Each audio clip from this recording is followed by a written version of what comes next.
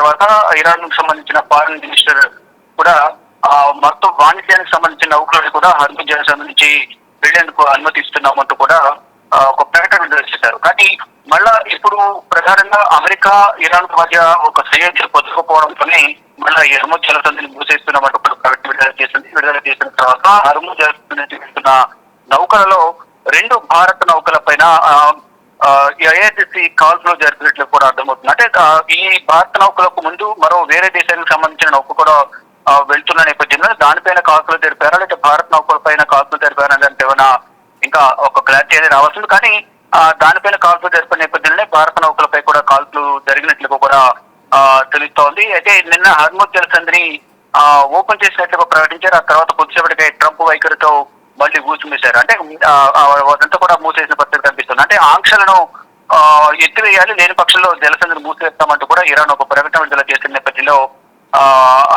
ఈ అంటే ప్రధానంగా హర్ముజ్ జలసంధి పైన ట్రంప్ తన పెత్తనం చెలాయించాలని చూస్తున్నారు, ఆంక్షలు విధిస్తున్నారు అనేది ప్రధానంగా ఇరాన్ ఆగ్రహం వ్యక్తం చేస్తూ దానిలో భాగంగానే ఆంక్షలను ఎత్తివేయకపోతే మాత్రం ఈ జలసంధిని మరోసారి మూసివేయాల్సిన పరిస్థితి ఏర్పడుతుందని ఇరాన్ హెచ్చరికలు జారీ చేసింది. ఈ నేపథ్యంలోనే ఈ రోజు హర్ముజ్ జలసంధి మూసివేసిన తర్వాత అక్కడి నుంచి వెళ్తున్న నౌకలపై కాల్పులు జరిపారు. దానిలో భాగంగానే భారతీయ జెండాలు ఉన్న ఈ 2 నౌకలపైన ఇరాన్ సంబంధించిన ఇరాన్ రెవల్యూషనరీ గార్డ్స్ కౌన్సిల్ ఈ దాడి చేసింది. దాడిలో ఈ ఇరాన్ భారత్ సంబంధించిన నౌకలు దెబ్బతిన్నట్లు కూడా తెలుస్తోంది. అయితే ఈ క్రమంలో ఇరాన్ చర్యను భారత్ కూడా తీవ్రంగా పరిగణించింది. భారత్ లోని ఇరాన్ రాయబారికి విదేశాంగ శాఖ సమన్లు కూడా జారీ చేసినట్టు తెలుస్తుంది. యుద్ధం మొదలైన తర్వాత తొలిసారి భారత నౌకలపైన ఇరాన్ దాడి చేసింది.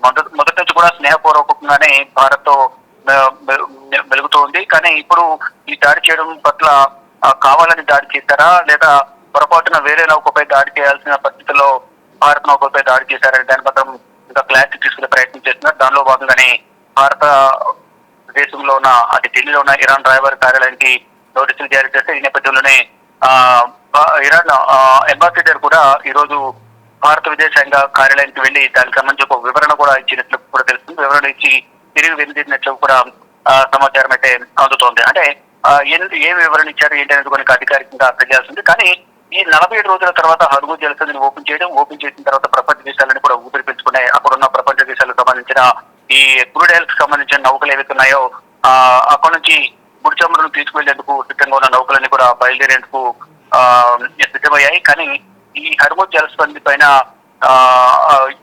ఇరాన్ పైన పెత్తనం చెలాయించేందుకు ప్రధానంగా అమెరికా అధ్యక్షులు ప్రయత్నిస్తున్న నేపథ్యంలోనే ఈ జలసంధిని మూసివేస్తున్నట్టుగా కూడా నిర్ణయించారు. అంటే తమ నౌకలు ఫ్రీగా వెళ్ళనివ్వాలంటూ కూడా ఇరాన్ పట్టుబట్టింది. అంటే ఇరాన్ నౌకాశ్రయాలపై ఈ ఆంక్షలు తొలగించాలనేది ఒక డిమాండ్ అయితే అమెరికా దగ్గర పెట్టింది.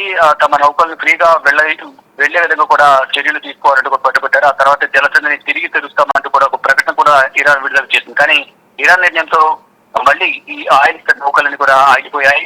సోమవారం ఎల్లుండి పాకిస్తాన్ లోని ఇస్లామాబాద్ లో 2వ దశ శాంతి చర్చలు జరగబోతున్నాయి. కానీ ఈలోపే మళ్ళీ హర్ముజ్ జలసంధిని మూసివేయడం పట్ల కూడా ఉత్కంఠగా ఎదురు చూస్తుంది. ఏం జరగబోతుంది ఏంటి అనేది. ఒకవేళ మళ్ళీ ఇదే కంటిన్యూ హర్ముజ్ జలసంధి మూసివేస్తే ప్రపంచ దేశాలపై ఈ క్రూడ్ ఆయిల్ కు సంబంధించిన ప్రభావం ఎక్కువగా కనిపించే అవకాశం కనిపిస్తోంది. దాంతో పాటు క్రూడ్ ఆయిల్ సరఫరా ఆగిపోతే ధరలనేవి భారీగా పెరుగుతాయి. ఈ ధరల పెరుగుదల వల్ల ఈ వినియోగదారులపై ప్రభావం ఉంటుందనేది కూడా అందరూ ఆందోళన వ్యక్తం చేస్తున్నారు. కాబట్టి ఈ పాకిస్తాన్ లో జరగబోయే సమావేశంలో ఎటువంటి నిర్ణయాలు తీసుకుంటారు ఏంటి అనేది కూడా చూడాల్సి. గతంలో ఇరు దేశాలు కొన్ని కండిషన్స్ పైన కొన్ని అంశాలపై ఏకాభిప్రాయం ఉంది, కొన్ని అంశాలపై ఏకాభిప్రాయం కుదరలేదు. కాబట్టి ఇప్పుడు సోమవారం జరిగే సమావేశంపై అందరూ దృష్టి నెలకొంది. కానీ ఈ రోజు హర్ముజ్ జలసంధి మూసివేయడం పట్ల అందరూ కూడా ఉత్కంఠగా ఎదురు చూస్తూ ఉన్నారు.